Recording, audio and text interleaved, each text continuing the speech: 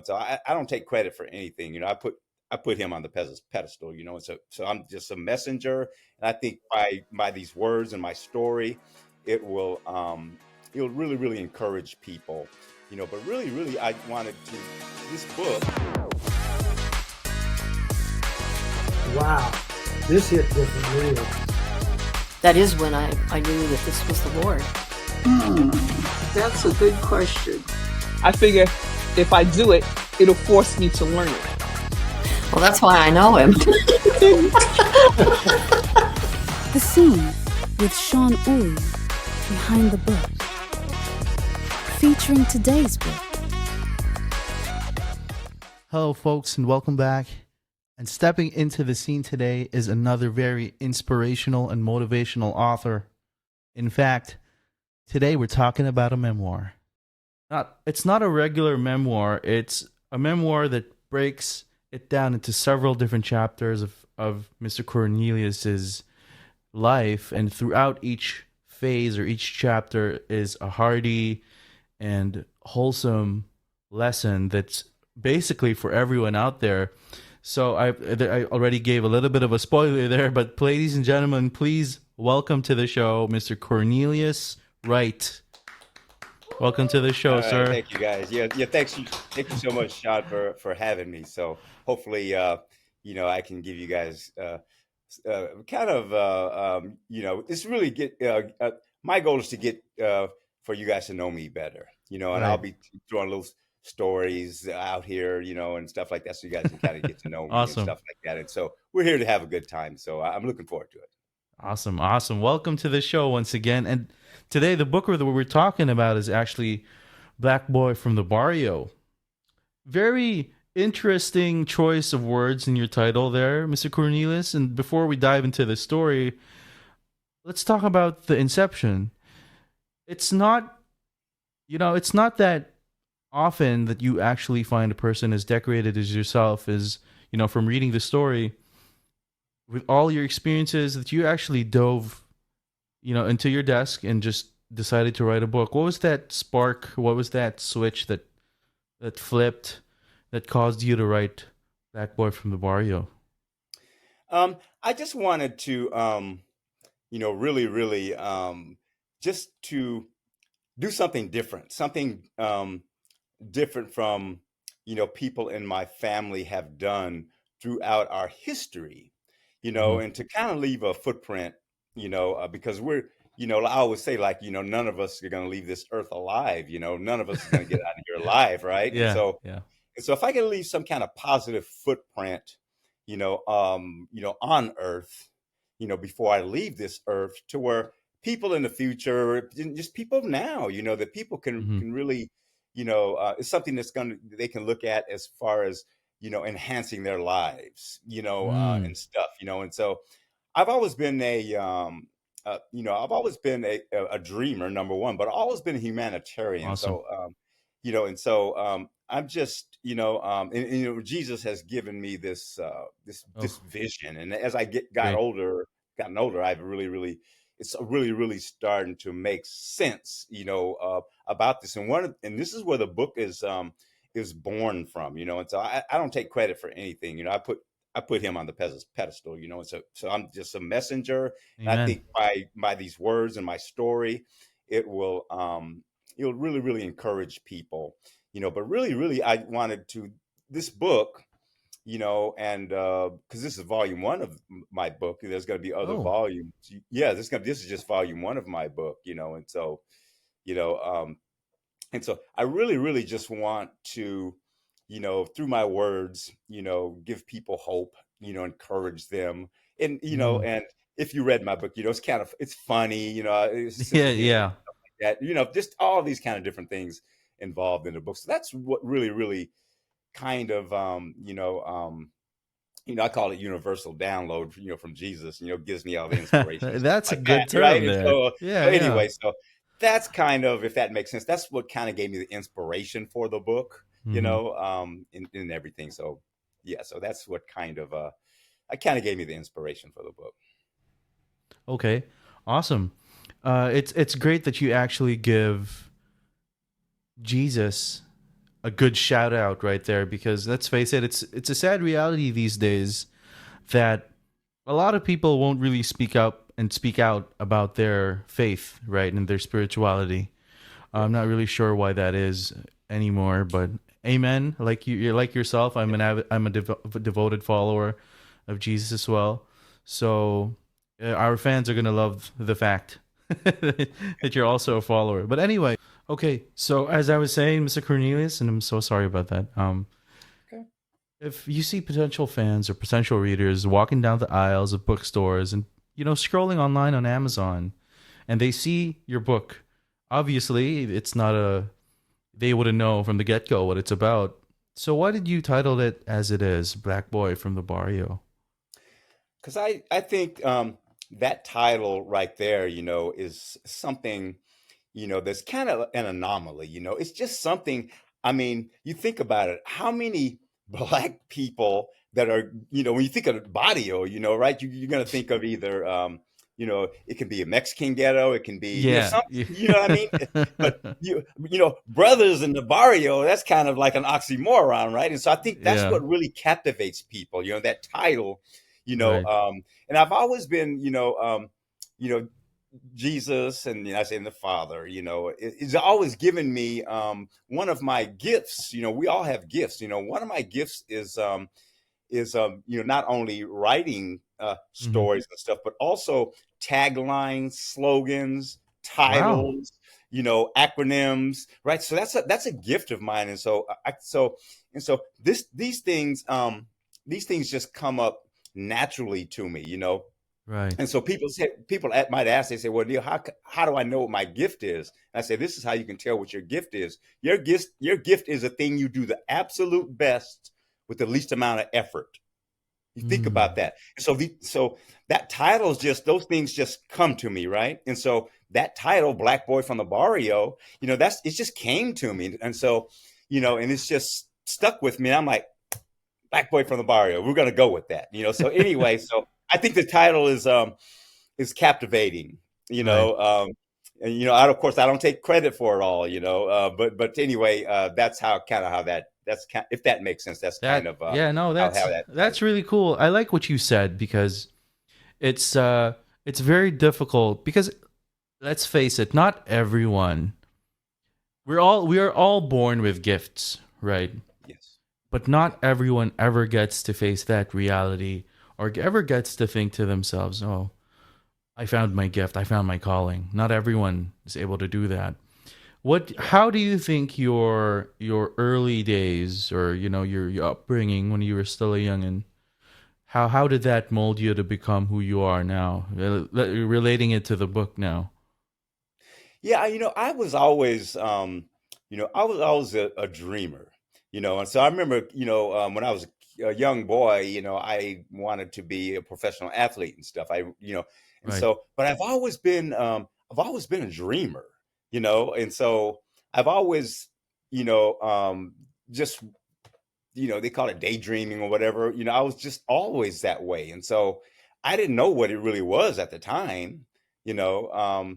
But and also, I'm a humanitarian, and so Yeah. whatever I'm going to do is going to be, it's all about serving people, right? Serving people, because if I can serve people, you know, um, you know, the world is going to become a better place, right? And so I've always been like this. Of course, as I got older, Hmm. hindsight's 2020, so I can always look back and say, wow, I was like this when I was a little boy. I've Right. always been like this. I've always been a big time dreamer with a big imagination and things like that. And again, glory to God is giving me, just giving me that. Right. So anyway, so I hope that answers your question there. So No, that's really good. Really good that you. It's awesome to me, because every single answer you give, you praise him and you thank him, and that you're a yes, true vessel of his work. That's really cool. In your book, you talk a little bit about living in, I think it was South Ranch for a yes, lot of time. yep. Tell us the differences in terms of how it was like back then. Your transition to moving to the big city and Yes. everything. How tell the folks at home, just for an idea. Wow, Sean, yeah, growing up on South Ranch, South Ranch, and this was way back in the '60s, right? And so, you Yeah. know, and so South Ranch was it was on an 80-acre piece of land, right?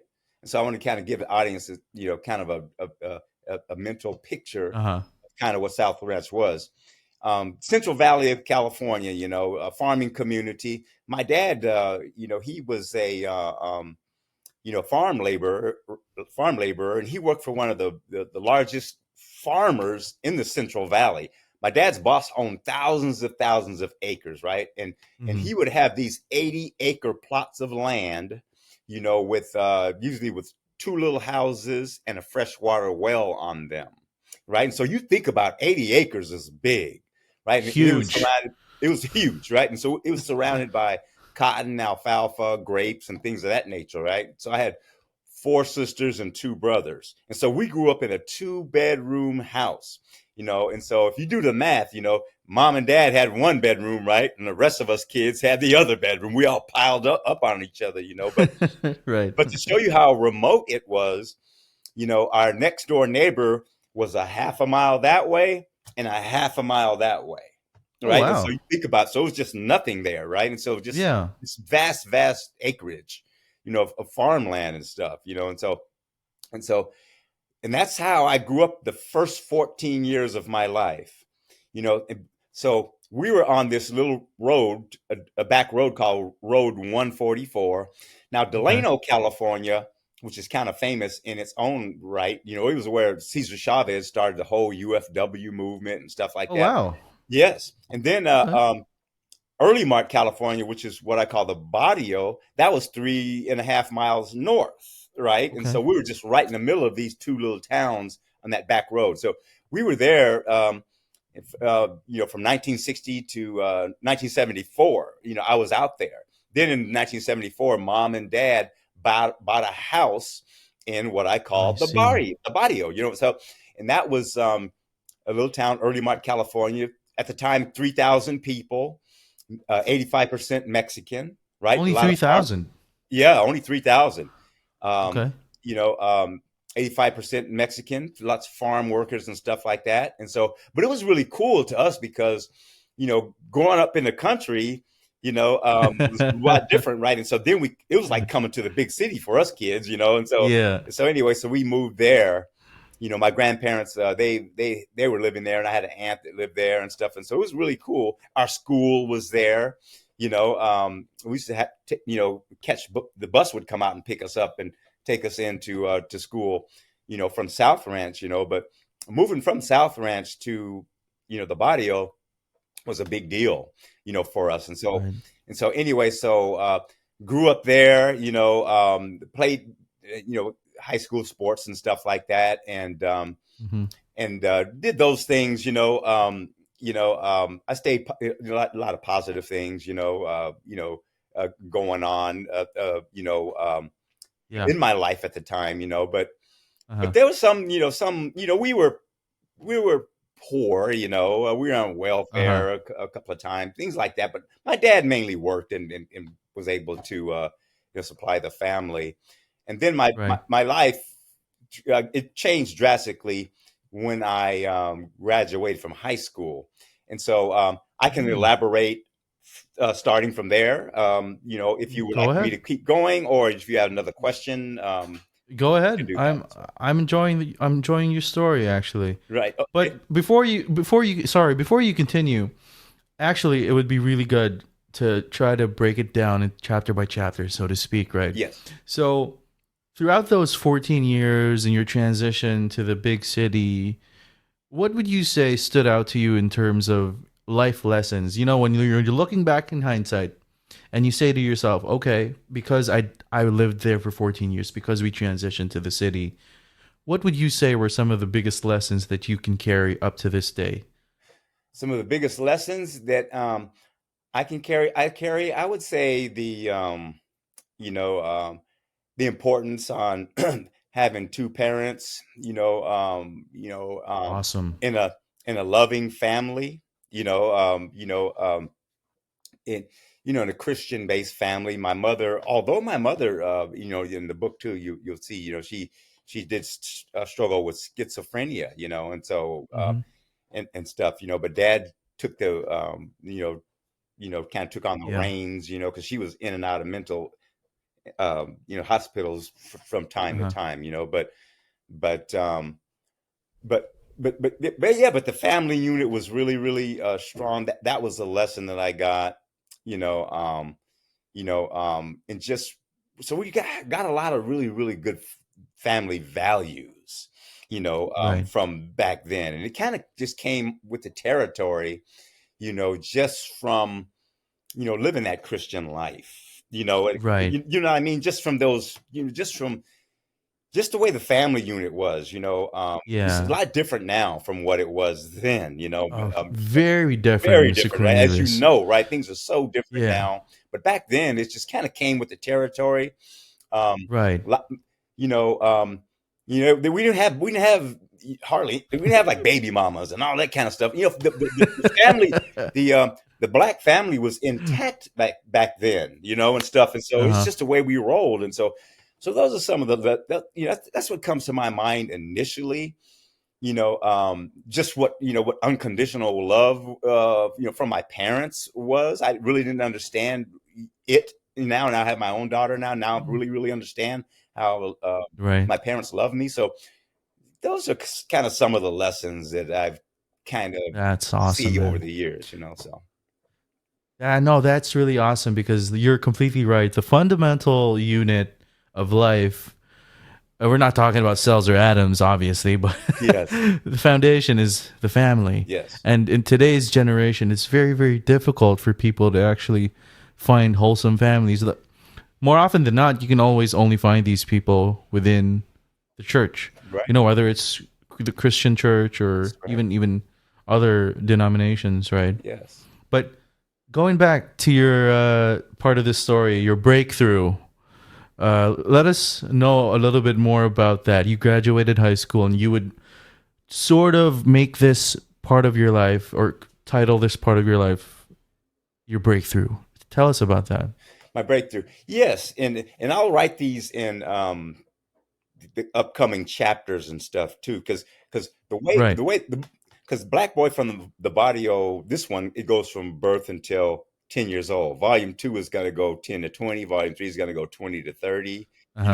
Uh-huh. and just so on and so forth, and so but the breakthrough was, it came when I graduated from high school in 1979, and I met my girlfriend, who is now my wife now, right? And so, and that was really the breakthrough of me coming up to the city, right? Because Hmm. she ended up coming to. We met in high school, in 1979, and in 1981, I ended up coming up here. She came to UC Berkeley, right? And so, and Oh, wow. what makes it really interesting is, she's half Chinese, half Dutch, born in Canada, so Oh, she was this national scholar, headed to Harvard or UC Berkeley. They had my goodness. money. Her dad, Dr. Wong, was head of the whole county medical center. Her mother was a nursing professor at Fresno State. You must have felt so much pressure, Mr. Cornelius. Um, yeah, in fact, we did as a couple. In fact, we Okay. dated for many many years in privacy, fearing that her parents would not, Ah, accept I me see. because they had money. They were academia. She's the oldest of Yeah. six kids, three boys and three girls. And Oh, three went wow. to UC Berkeley, three went to UC Davis. They're doctors, attorneys, they're professionals, and all this kind of stuff. My I'm a goodness. poor farm.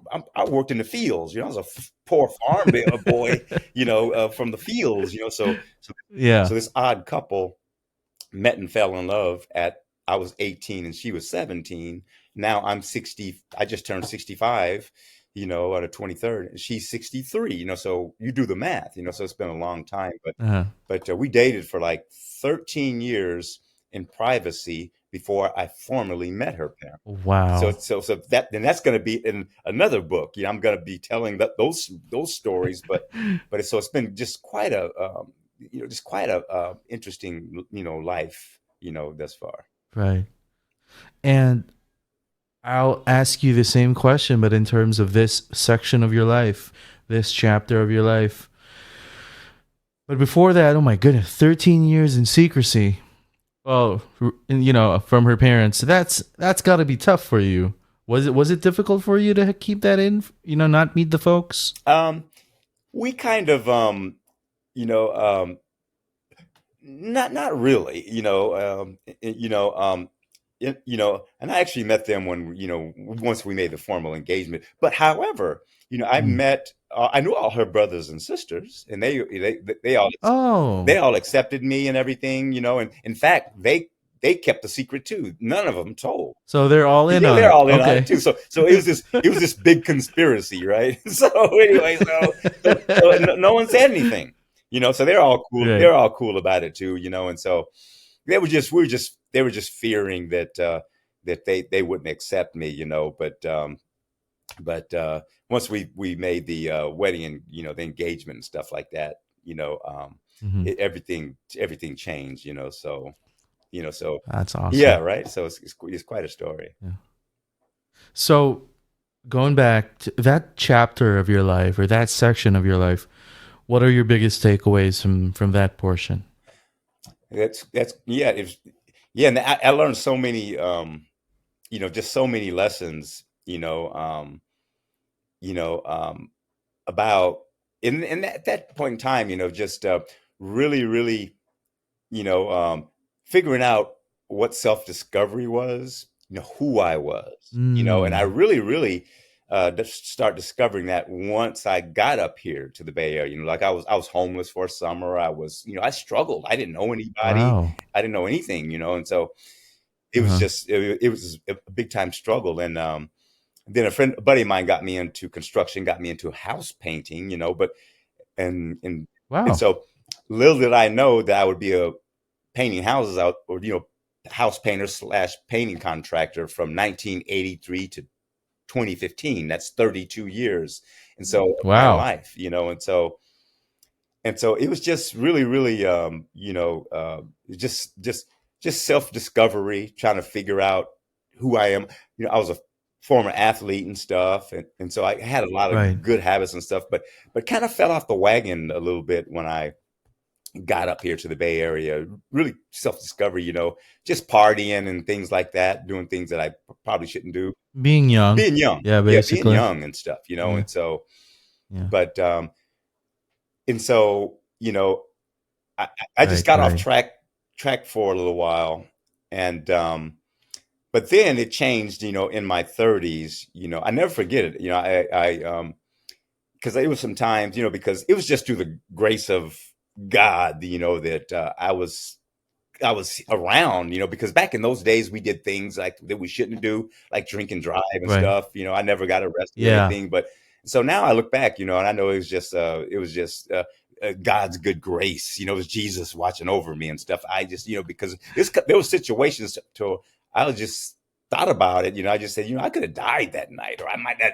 And so now I look back, Yeah. and so one of the things I did in my 30s is I promised, I promised, Jesus, I said, you know what, I'm going to, you've, I'm going to start reading the Bible. I'm going to start reading that, so that's Awesome. kind of when I start coming back to him, and so Hmm. I ended up reading through the whole Bible and stuff, and I'm still building that relationship, even Hmm. more, here, Hmm. and so, but, yeah, so those are some of the highlights, and just it's so many lessons that Right. I learned in during that time, you know, um, just getting back into just back into the Bible somewhat, Right. and just and then Correct me if I'm wrong, Mr. yes, Cornelius. I think in another interview that you were on, you mentioned that obviously right now you're a published author, you have a banging book that's out there, but at around that age, that was the first time that you actually read a book from cover to cover, yes, right? yes, Yeah, and can tell the folks at home because correct me if I'm wrong, when you started your house painting, business or your work as a house painter, that's when you started learning even more, because obviously throughout your lifetime it was a lot of many different stumbling blocks, but at the same time all just led to even better, bigger and better things. So tell the folks at home about that section or that chapter of your life, business, so to speak. I think it Oh, the was. business part of my life. Uh, Yeah, and so yeah, yeah, and that really and what started it was, about 10 years into house painting, I I was kind of looking for an exit strategy because I said I don't really want to do this, hard physical yeah, labor for the rest of my life because I I looked at my dad and other people that were working hard, and so I realized that the I needed to check up from the neck up, right? And so anyway, so the true potential in us humans, it comes from here. yeah.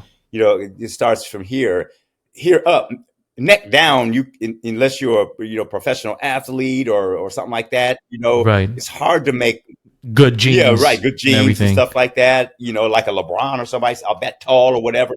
All Right, those kind right. of things. It doesn't happen for it just doesn't happen for many people to really make money, real good money Hmm. just from your body. So I had to start using my mind, and so I got Hmm. around some successful business people that were that were going that were teaching success principles and stuff like that, and so um, I joined a network marketing company first, and they were doing those types Oh of things, and wow. so that's what really got me into, because they had a reading program. That's when I started learning different sales skills and things like that, and right, and Awesome. this is when I started reading, Hmm. and so because one of my mentors said, well, Neil, to be successful, he was telling me, he says that leaders are readers. He said, not all readers are leaders, but he said to become successful, leaders are readers, right? And so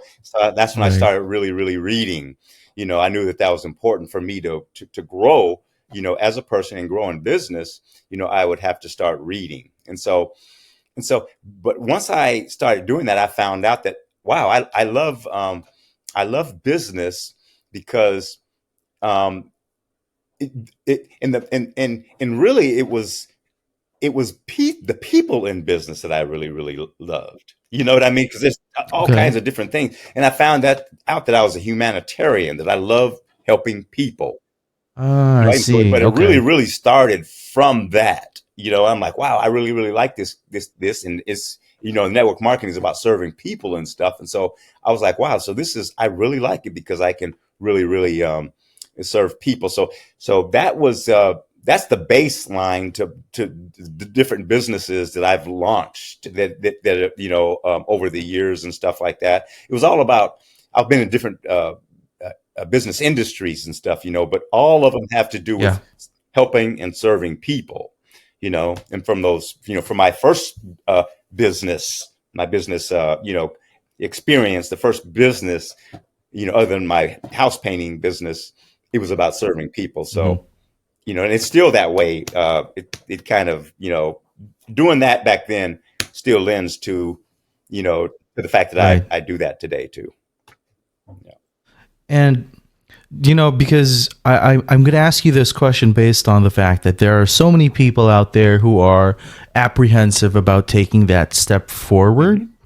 right? And I think it's human nature to be scared of Yes. failure, right? Especially with us being so conditioned growing up in our school Yep. systems that you're punished for failing a Yep. test.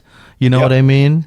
So, from your stories and from things that you've been mentioning, it all started with you meeting those friends, you starting house painting, but then you actually taking that step and deciding to go and do that network marketing Yep. thing.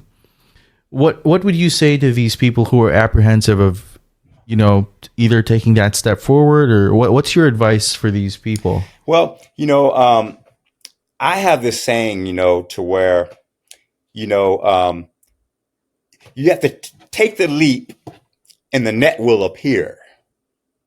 Think about that. Take the leap and the net will appear. Right. And so, I mean, I got a lot of them too, Okay. but you just have to take risk. Right. And it's a calculated risk, but also you have to be willing to fail, because once I decided to start on this journey, I knew that failure was not an option. It's just not an option. And so once you Right. put that into your mind, and into your soul, that failure is not an option. I'm not going to quit. I'm not going to quit. And so you have to make that decision first. It has to be a quality decision. You have to have that quality decision. And you have to have some kind of vision and dream of what you want to achieve, and it doesn't matter, and you have to you have to be willing to fail. But you fail forward. You always fail forward. Ooh. And success is 2 steps forward, 1 step back. 2 steps forward, Right. 1 step back. It's never all forward. But if you think about that calculation, you're always going to go 1 step forward, right? But you're always going to going back. Elon Musk that's still for him too. Whatever he's trying to do something new, trust me, you don't go just like that. Success is never Of like course. that. It's like this, Yeah. and once you accept that, you can do it. So you always tell people, look long term, look 1, 2, 5 years, you just have that vision to look ahead, and then you find out where you Right. want to be in those 5 years, so to speak. Then you start working backwards. Right? And you have to do something what I call groundhogging. Now groundhogging is this. There was a movie, it might have been before your time. Groundhog Day. Yes, right, with Bill Murray, Yeah. right? That day is played over and Uh-huh. over and over again. And so you got to be. Yeah. And so when people ask me, Neil, what are you doing? I say, I'm groundhogging. I live the same day over and over and over and over. I get up, I do prayer, I do meditation, I get up and I do my proper diet. I exercise 6, 7 days a week. Then I get up in the morning and do the same thing. I do the same thing over and over and over and over. Right. And so it's habits. It's building those healthy habits. Initially, it might be a little tough, but after a while, it becomes a lifestyle. And then, I end my day with prayer. I start my day with prayer, right? Mind, body, spirit. Right. I start with I get on my knees and I pray to Jesus. Then I do some meditation, just meditation, on the word, and just meditation. Yeah. Then I go down and I get an hour's worth of workout every morning, right? And so I do that. But see, I'm still a Lyft and Uber driver, right? And that's a Wow. whole nother story. It's taken me, because I painted houses from 1983 to 2015. That's 32 years. But in 2015, this is when Jesus really started giving me the vision of what I'm going to do with the second half of my life. And that was to become a best-selling author. That's one of them. I became a certified life coach, and I'm building this other business. We call it the Ignite Human Development Movement. It's the largest business / humanitarian movement ever created. It's a huge undertaking. And it's taken me to build my brand. It's taken me 10 years, because I started driving for Lyft and Uber in 2015. And and it's taken all this time. We finally got everything up, right? My book was released in 2021. See, I didn't want to borrow venture capital. And so I bootstrapped the whole thing. It's taken me 10 years, 32,000 Lyft and Uber rides. Just to come up with the money, just to get here. Now the book is taking off. My business is taking off. Now I'm in my final days driving for Lyft and Uber. We just signed a deal with Forbes Publishing. All these companies, Sean, are reaching out to me now. See, the book came out in 2021, Black Boy from the Barrio, but we put it on the shelf for 4 years, right? Because I had to put my other business into place, right? Right, because I knew Right. I would be a best-selling author someday, but I wanted to do more. And so now we just Yeah. started marketing the book. That's why so many people are reaching out to me now, because we just started marketing the book, and I have two other books too, right? Uh-huh. And so now things are really, really starting to happen because we we got the money finally to launch when we finished building my other business platforms. And so now we're in the marketing phase of Right. everything now. And so now these companies are starting to reach out. You know, you're one of a lot of them. They calling me all like crazy right now. Harper Collins just reached out. You know, they want to buy the rights to Black Yeah. Boy from the Barrio. I'm not going to sell the rights, but anyway, so this is starting to happen now. So anyway, but it's been a journey just to get here. Congratulations. You know, so thank you. Yeah, no, congratulations for all that Thank you. success. It seems to me like your life so far, obviously, a lot of it is basically what we call predestined, right, by Yes. Jesus and everything. It's set in Yeah. stone, Yeah. right? And the rest of it's basically up to us and our choices. I think I want to end the interview with one last question, Mr. Yes. Cornelius. And I want you to really think about this. If you were given only one chance to give the world only one piece of advice in relation to your book, obviously, in relation to the Black Boy from Barrio, what piece of advice would you give the world right now? Just one piece of advice. Uh-huh. I would say, I would say seek Jesus, allow him to come into your heart. Never quit. He's going to give you the vision, and just trust in him, and that's really, really, it all starts from there and it ends with that, and just let him be the steward. He's going to guide you. He's going to open up the doors to you, for you, doors that supernatural doors that you would never be able to open. And so just trust. And so I would trust in him. I started this off with Jesus and I'm going to end it with Jesus. Trust in him. That's all I can say. That is awesome. And please tell the folks where they can buy a copy, Mr. Cornelius, of the Yes, book. absolutely. The best way to get a copy is you just go to my website, and it is www.cdjbooks.com. That's C as in cat, D as in dog, J as in John, books.com. So www.cdjbooks.com. And you can always reach out to me as well, because I'm open to talking with anybody. My number is 510-918-1916, or you can reach me on my email is cdjneo@gmail.com. So that's how you can reach out to me. If you, yes, absolutely. Awesome. So, folks, my goodness, if you're looking for a memoir that's funny, it's a light read, but at the same time, it's fun to read, filled with so many lessons, and it can actually teach you to be a better person, please pick up a copy of Black Boy from the Barrio by Mr. Cornelius Wright.